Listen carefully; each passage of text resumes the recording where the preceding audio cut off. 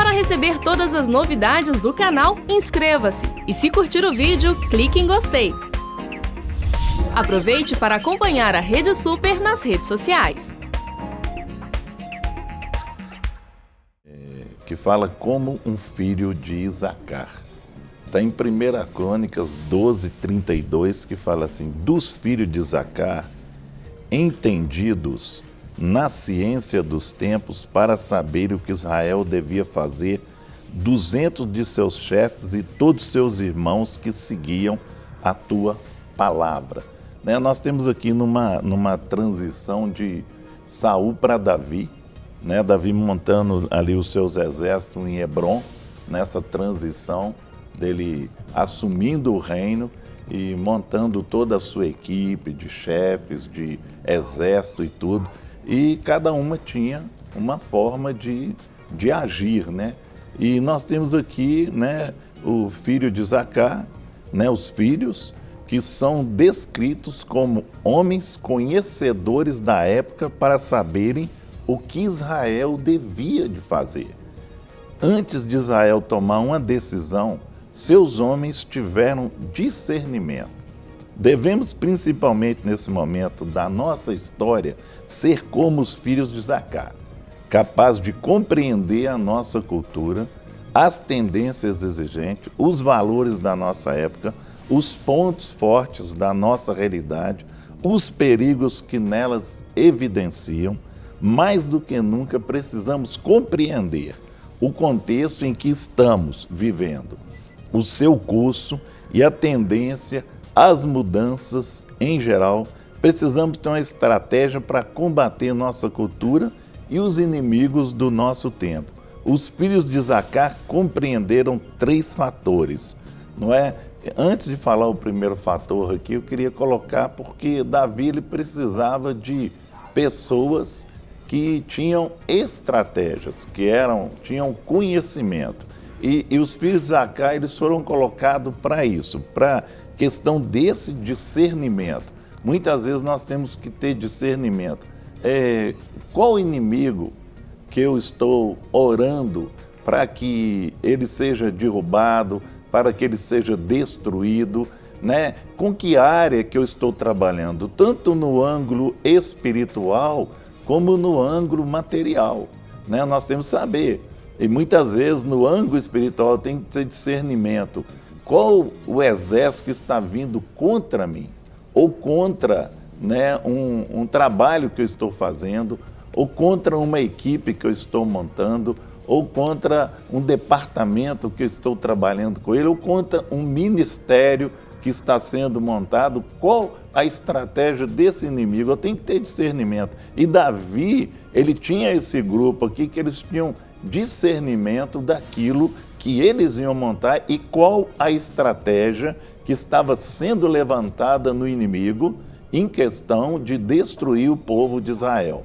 Então nós temos aqui em primeiro lugar a cultura. Eles conheciam a população e o lugar onde viviam. Então eles tinham visão da população, do lugar e com quem eles estavam lidando. E muitas vezes nós temos que saber quem que eu estou lidando, tanto no mundo material como no mundo espiritual. Para mim orar em termos de mundo espiritual, eu tenho que ter uma visão de qual o mundo material que eu estou lidando. Qual o tipo de pessoa que eu estou lidando? Aonde que eu estou entrando? Aonde que eu estou mexendo? Muitas vezes a gente está entrando num território, muitas vezes nós não sabemos, não temos visão desse território que nós estamos entrando. Então eu tenho que entender a cultura. E cada lugar é uma cultura. Cada lugar é um tipo de demônio territorial que vai agir naquele lugar. Então muitas vezes eu tenho que entender com o que eu estou lidando. E eles sabiam o inimigo que estavam lidando ali e tinham discernimento. Então hoje, primeiro nós vamos falar sobre a cultura, O que a cultura tem a ver com esse discernimento. Okay.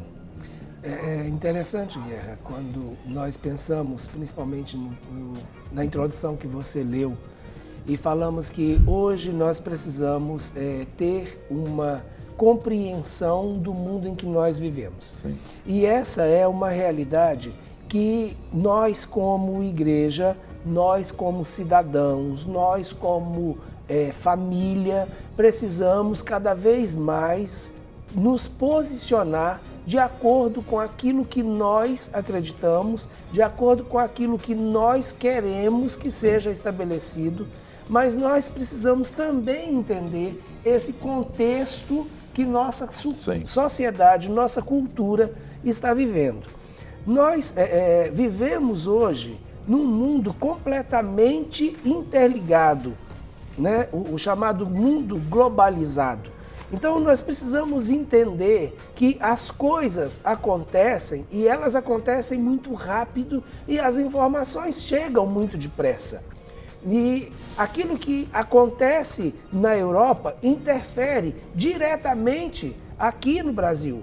Aquilo que acontece nos Estados Unidos interfere na China. Aquilo que acontece na China interfere aqui. Então, nós estamos vivendo um contexto completamente interligado. Além de levar isso em consideração, nós hoje precisamos entender algumas tendências e algumas evidências ou modismos. Então, hoje nós temos palavras que estão em alta, como por exemplo, inclusão, flexibilidade, tolerância. Então, essas questões são questões que estão todos os dias batendo na nossa porta. Com certeza. E elas batem na nossa porta, na porta da nossa casa, e quando não entra, sem bater, né?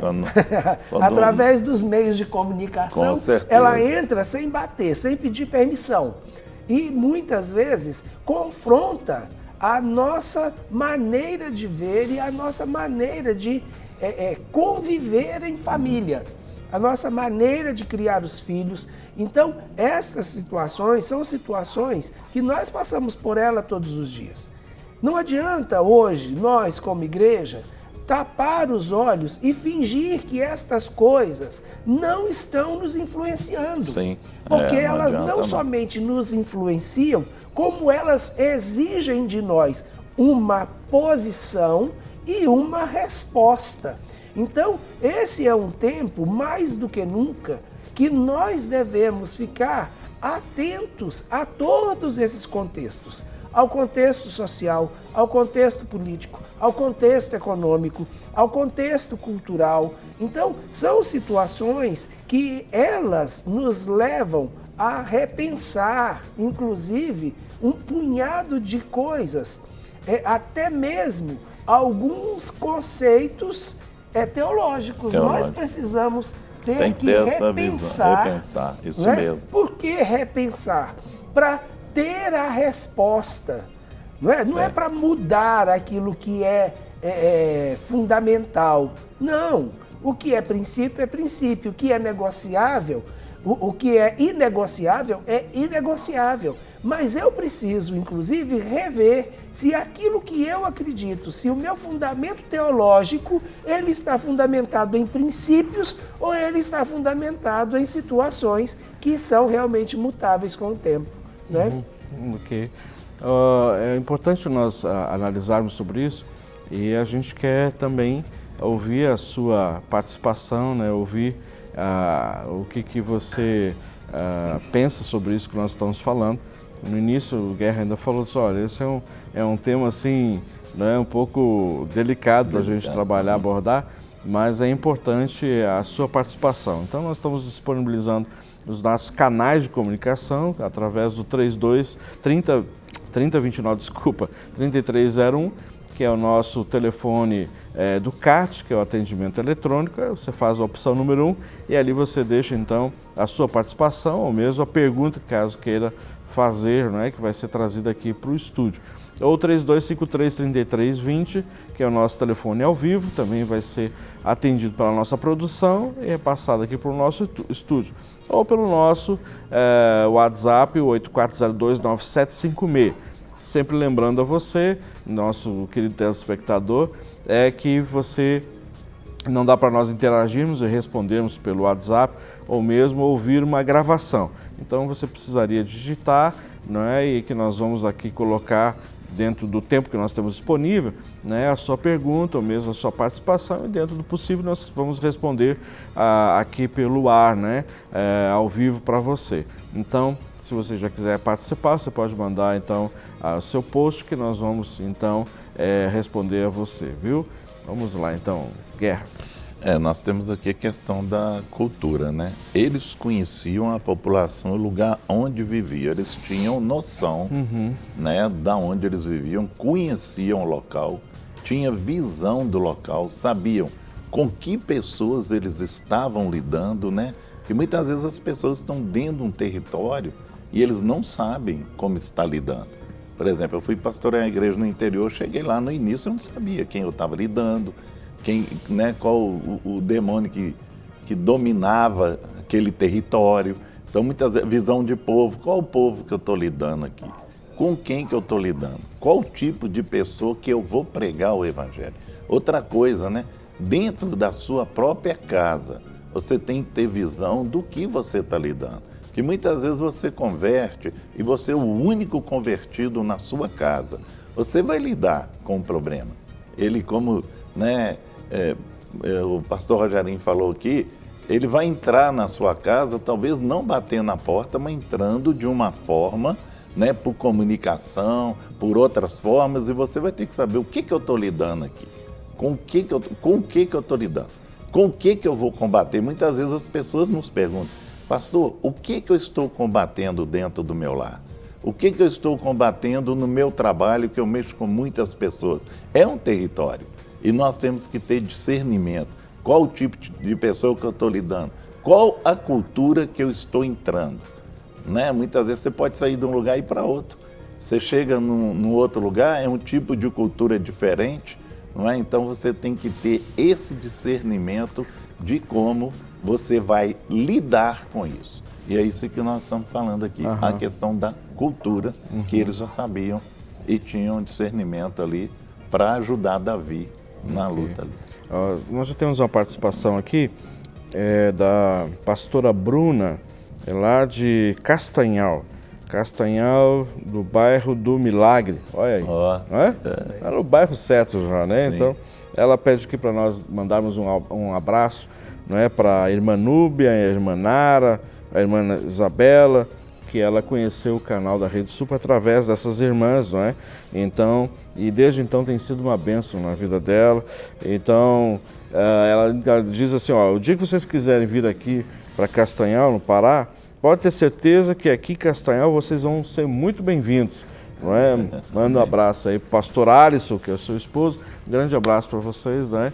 Para nós é um prazer ter a audiência de vocês, não somente aqui no Clínica da Alma, mas em toda a Rede Super e suas programações, né? Nós temos uma participação ao vivo aqui de Belo Horizonte. Bom dia. Na hora que eu perguntar, você abaixa tudo. Alô, bom dia. Bom dia. A paz do Senhor. Paz do Senhor, pastor. Tudo bem, minha irmã? Não muito bem. Eu estive com o senhor, inclusive, na Clínica da Alma. Foi assim, eu achei a Clínica da Alma um pouco pouca para o meu problema. Se conversa com o senhor, inclusive o pastor Guerra me deu uma orientação sobre Eclesiástico 3, o momento de afastar. E eu, ontem você teve um tema, porque eu assisto todos os dias. Sim. Conheço o senhor, o pastor Rogerinho, todos eles. E eu, sim, estou com um problema muito difícil. Eu comentei um pouco com o pastor Guerra a respeito de um filho, por isso que eu não estou dando meu nome, porque eu era funcionária pública, muita gente me conhece. Se eu dou meu nome, a pessoa não pode escutar, porque sempre parece que ele ouve para ver se me acha. Eu tenho um filho que, assim, não tem explicação. Ele entrou nas drogas, ultimamente ele ficou esquizofrênico. Eu tive que afastar de casa, porque quando ele chegava, o meu medo era tanto, sabe? Ele chegou a me colocar no banheiro, deitada, falando que ia matar eu e ele. Já chegou a pegar uma faca, me encostar na parede. Eu fiquei completamente louca, né? Eu tive que fugir. Estou fugida dele. E ele não pode saber onde que eu estou. E a clínica da alma me ajudou, mas mesmo assim eu sinto aquela dor de perda, aquela dor no coração, aquela coisa. Quando o telefone toca, que ele que está agitado lá dentro de casa, sabe? Mora minha irmã em cima também. Ele me procura por todo lado, ele tem um faro para me achar. Eu estou assim, praticamente entre 4 paredes, né? Eu tenho medo até de sair na rua, tem muitos problemas para me resolver, que eu tenho uns negócios que eu tenho que resolver, e tenho medo até de encontrá-lo. O medo é terrível, a angústia, uma dor no peito horrível, como se eu fosse morrer, como se eu tivesse perdido alguém. Então, eu falo a verdade. Eu conversei com o pastor Guerra, fui do grupo da Maria Helena, foi muito bom, mas achei curto o fato do que eu estou passando. Como eu posso viver sem angústia, sem tristeza, sem medo, mesmo tendo fé em Deus? Eu peço a Deus todos os dias, eu não consigo achar uma resposta para mim. Eu tenho que sumir, eu tenho que fugir para algum lugar onde não sei. Precisava de ficar num lugar, realmente eu estou escondida. Eu tenho medo até quando vejo vozes e ele aparecer aqui. O que eu faço? E ele fica completamente louco. Certo. Ameaça, sabe? Tá bom. Por exemplo, ameaça, eu quero um carro agora. Senão vai morrer eu sei. E ele faz. Tá certo. Nós vamos dar a resposta para a senhora aqui ao vivo, viu? Muito obrigado pela sua ligação. Deus abençoe muito a sua vida. Em nome de Jesus. Amém. E aí, Guerra, você quer falar alguma coisa, Rogerinho? O que nós instruímos ela, né, no sentido de ir lá, ela pediu um conselho e tudo. Tem que manter, né, a situação que ela está passando, é uma situação muito difícil. E ela sente isso, ela tem sentimento de perda. Eu não estou lembrado dela, né? Não estou lembrado, porque é tanta gente que passa, né? E muitas vezes a pessoa chega, pede um conselho, a gente dá um conselho. E são situações bem difíceis, né? Ela participou, pelo que ela falou, no grupo da Maria Helena, mas eu não recordo assim também eu dessa também situação. não lembro. Não. É uma situação delicada. Tem certas questões assim que a gente, nós não temos a resposta, né? Dentro daquilo da revelação que Deus tem nos dado e para caminharmos em cima dela, a gente tem procurado orientar, né, e tentar ajudar as pessoas. Agora, tem certas situações que são muito específicas, né, e tem outras questões que fogem da nossa alçada, né, como um ministério que trabalha da perspectiva espiritual, emocional, que tem certas questões que estão relacionadas aí com questão médica, psiquiátrica e, às vezes, dependendo da situação, até mesmo envolve a questão, né, de justiça, de polícia, e foge a nossa alçada, né? Então, assim, dentro daquilo que nós estamos entendendo, é uma situação delicadíssima, grave, né? Mas que a gente, assim, não tem todo o entendimento, toda a revelação, né, Rogério, dentro disso, para poder ajudá-la. É difícil dar conselhos, né? E ainda mais quando você não tem todas as informações necessárias, né? Há uma situação aparente, com certeza, pelo que é narrado, uma situação de opressão, onde o filho oprime a mãe.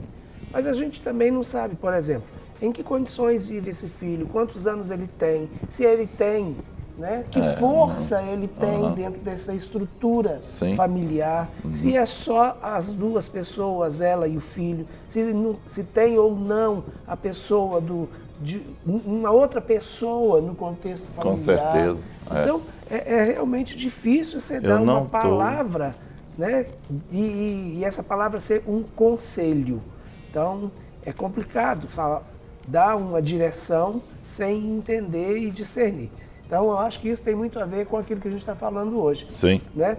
Discernir todo o contexto, discernir as pessoas, a situação, a cultura, nesse caso, uma cultura propriamente familiar, mas que está tendo interferências, né? Não apenas do meio familiar, mas interferências de outras pessoas, com certeza, né? E tem uma coisa interessante, Guerra, que quando você falou sobre Isacar, que nesse momento Davi estava precisando de unificar e organizar o reino. O reino, né? isso, Então nós precisamos levar em consideração que, primeiro, havia uma divisão no reino. Mesmo não tendo essa divisão no reino, porque Davi começou reinando sobre Judá, né, e Benjamim, e as outras 10 tribos, elas estavam ainda seguindo Abner e o filho de Saul, depois que Saul morreu. Então já tinha esse contexto político. Com certeza, né? havia. Depois, um outro contexto interessante é que, e isso Davi entendia, que cada uma das tribos, elas tinham as suas características próprias. E Deus fez assim. Cada tribo tinha uma bênção especial sobre ela, né, que foi liberada por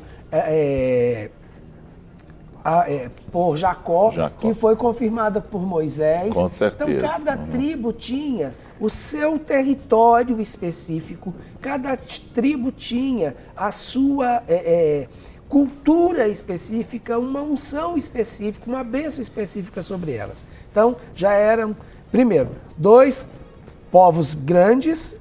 Desses 2 povos grandes, 12 né? pequenos povos, que na realidade eram 13, né? Porque os levitas também, mesmo não sendo contados como uma porção, mas era um grupo, né? Um povo, né? Ainda tinha no meio desse povo aqueles que foram dominados e que estavam servindo como escravos no meio do povo de Israel.